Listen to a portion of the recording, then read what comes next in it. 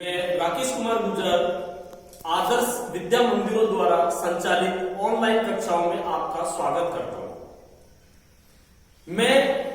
मैंने आपको परिमेय और अपरिमेय संख्याओं के बारे में पहले बताया है कि जिन्हें हम p/q के रूप में लिख सकें, p और q पूर्णांक हो, q नॉट इक्वल 0 वो परिमेय होती है, और जिन्हें हम p/q के रूप में नहीं लिख सकें, p और q पूर्णांक हो, q नॉट इक्वल 0 वो अपरिमेय संख्या होती है। कल मैंने आपको यह बताया था कि जो पूर्ण वर्ग संख्या है वो परिमेय संख्या होती है, जैसे √1, √4, √9, √16, √25, √36, √49। तो ये जो 1 है, 4 है, 9 है, 16 है, 25 है, 36 है, 49 है, 64 है, 81 है, 100 है, 121 है, 144 है, 169 है, ये सब पूर्ण वर्ग संख्याएं हैं। तो इनका जो वर्गमूल आएगा वो परिमेय संख्या होगी, क्योंकि उसको हम p/q के रूप में लिख सकते हैं। √1 बराबर 1, √4 बराबर 2, √9 बराबर 3, उसको हम 3/1 लिखेंगे, उसको हम 2/1 लिखेंगे। तो ये परिमेय संख्या है। √16 बराबर 4, 4/1 परिमेय संख्या हो गई। p और q पूर्णांक है, q नॉट इक्वल 0। लेकिन जिन्हें जो पूर्ण वर्ग संख्या नहीं है वो अपरिमेय संख्या होती है। जैसे √23 है, तो √23 है वो पूर्ण वर्ग संख्या नहीं है, इसलिए ये अपरिमेय संख्या है। अब मैं आपको सिद्ध करके बताऊंगा क्या वास्तव में √23 अपरिमेय संख्या है क्या। मैं अभी आपको बता रहा हूं कि जो रूट में संख्या होती है और जो पूर्ण वर्ग नहीं होती वो अपरिमेय होती है। तो क्या वास्तव में होती है क्या?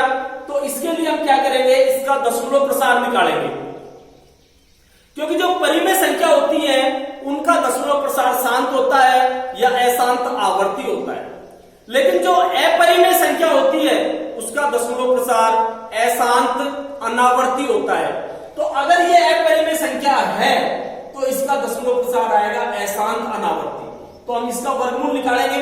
इसका दशमलव प्रसार निकालने का मतलब है 23 का वर्गमूल निकालना। रूट का मतलब होता है उसका वर्गमूल निकालना। तो 23 का हम वर्गमूल निकालेंगे। 23 का वर्गमूल निकालने के लिए दशमलव के 1 स्थान तक, दशमलव के 2 स्थान तक, दशमलव के 3 स्थान तक, दशमलव के 4 स्थान, 5, 6, 7, क्योंकि यह अपरिमेय संख्या है, हमको मालूम है यह अपरिमेय संख्या है। तो इसका दशमलव प्रसार हम निकालते ही जाएंगे, क्योंकि यह अशांत अनावर्ती दशमलव प्रसार है।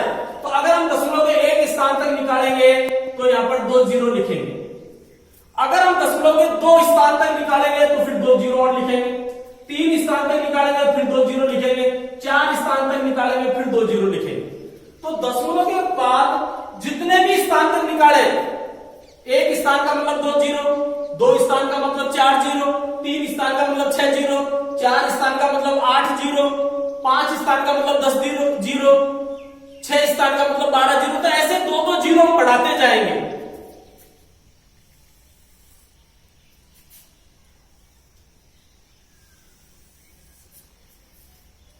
दशमलव के बाद जोड़े यहां से बढ़ाएंगे, ये जोड़ा बन गया, ये जोड़ा बन गया, ये जोड़ा बन गया, ये 2-2 संख्या, 2-2 अंकों के जोड़े बनाएंगे।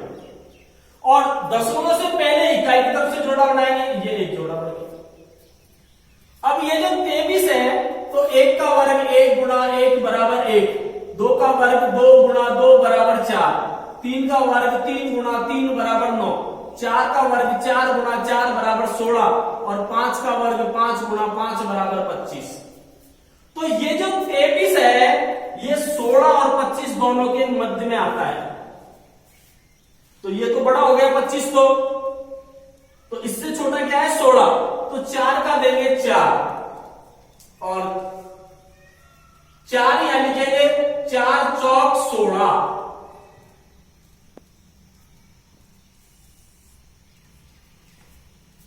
इसके बाद इस 23 में से 16 को घटाएंगे, तो 13 में से 6 घटाएंगे, 4 और 3 7, और 1 में से 1 घटाएंगे 0। इसके बाद ये दशमलव है, दशमलव को यहां लगाएंगे और इसके बाद इस पहले जोड़े को उतार देंगे। इस 4 को दोबारा जोड़ेंगे तो 4 और 4 हो गया 8। अब इसके बाद ये 8 ऐसे कैसे आएगा, 8 8 8 8 8 8 को ऐसे कैसे लिखते जाएंगे और यहाँ लिखेंगे 1 गुणा 1, 2 गुणा 2, 3 गुणा 3, 4 गुणा 4, 5 गुणा 5, 6 गुणा 6 और 7 गुणा 7 ऐसे लिखते जाएंगे। तो 7 7 49, 80 लगी 4, 7 8 56 और 4 60, 87 सत्ते 609। घटाएंगे तो 10 में से 9 घटाएंगे 1, 9 में से 0 घटाएंगे 9 और 6 में से 6 घटाएंगे 0।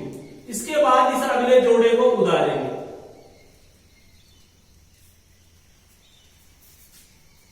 अब इस 7 को दोबारा जोड़ेंगे तो 7 और 7 14 और 8 और 1 9।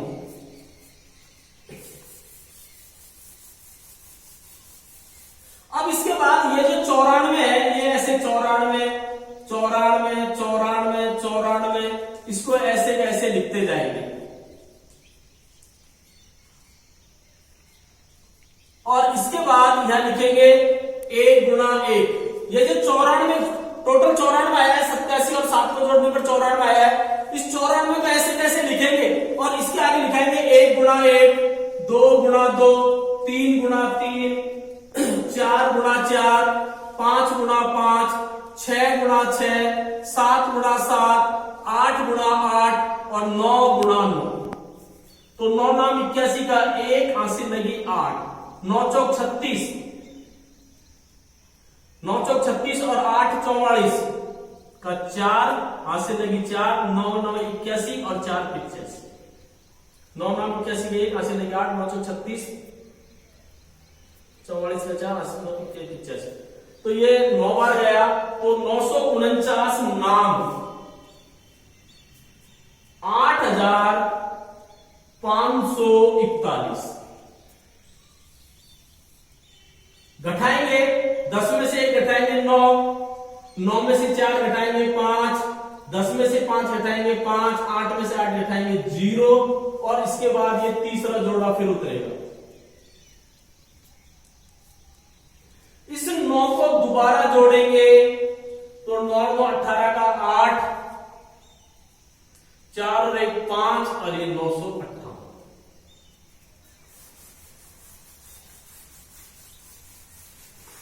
अब ये जो 958 है, इस 958 को ऐसे कैसे लिखेंगे, 958 958 958 958 958। इसके आगे लिखेंगे 1 गुणा 1, 2 गुणा 2, 3 गुणा 3, 4 गुणा 4, 5 गुणा 5, 5 पंजे 25 का 5 हासिल लगी 2, 5 अंटे 40 और 2 42 हासिल लगी 4, 5 पंजे 25 और 4 29 हासिल लगी 2, 5 नाम 45 और 2 47। तो ये हो गया 9585 पंजे। 9585 पंजे होता है 47,925।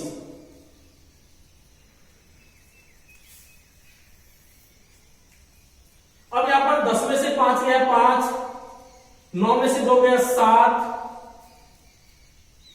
18 में से 9 गया 9, 14 में से 7 गया 7 और 4 में से 4 गया 0। इसके बाद पहला जोड़ा ये उतरा, दूसरा ये उतर गया, तीसरा जोड़ा ये उतर गया और इसके बाद ये उतरेगा चौथा जोड़ा।